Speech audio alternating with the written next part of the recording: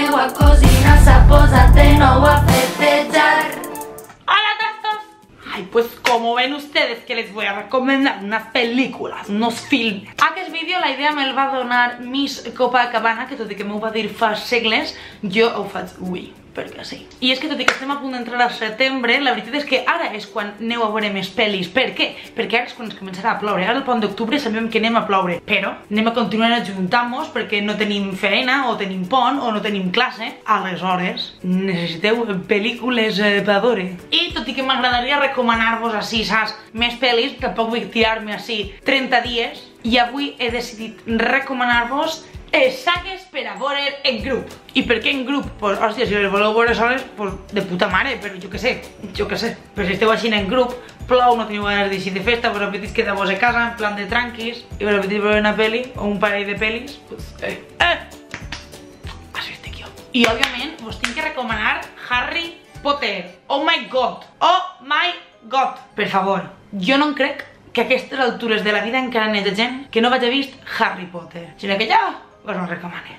Aneu a riure-vos, aneu a plorar, aneu a imaginar-se mons fantàstics i perfectes, i això, també fareu més coses, suposo, però que aquestes són les finalitats principals de la sèrie. I aneu a aprendre el que és el valor de l'amistat i com de desgraciats som de no tindre màgia.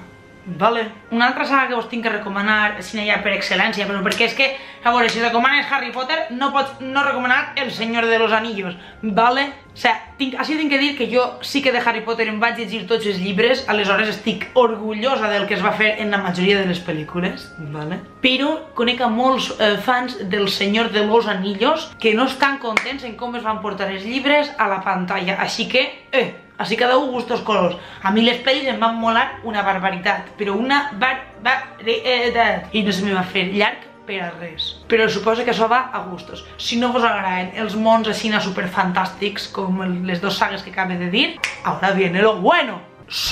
Per favor, pot ser la millor puta saga que no és de por i és tipo suspense, tu tens el cagalló ahí, saps? Que no saps si eixir o no i està ahí, saps? Pensant-se-ho.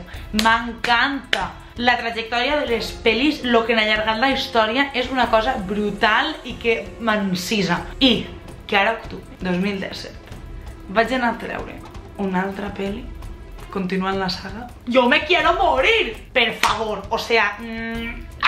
A part així propet de Londres n'hi ha un parc d'atraccions que vaig anar fa 1000 anys i que busque en ànsies tornar, que tenen una atracció de so i és tot el rotllo brutal, és brutal, vale? És brutal. I després a part tenen una atracció que és a soles per anar durant el mes de Halloween per les nits, saps? Per les nits en tot el caga que te cagas, concepte. I és tipus un pavelló, una nau industrial allí super enorme que es veu de fora i posa ahí so en tot lo gran. I jo, pues m'agradaria molt anar.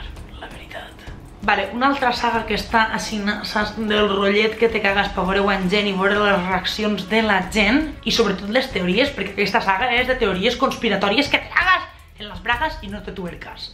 Cube. Val que les primeres pel·lis són molt de, saps, de l'any catapum, però el que és la idea...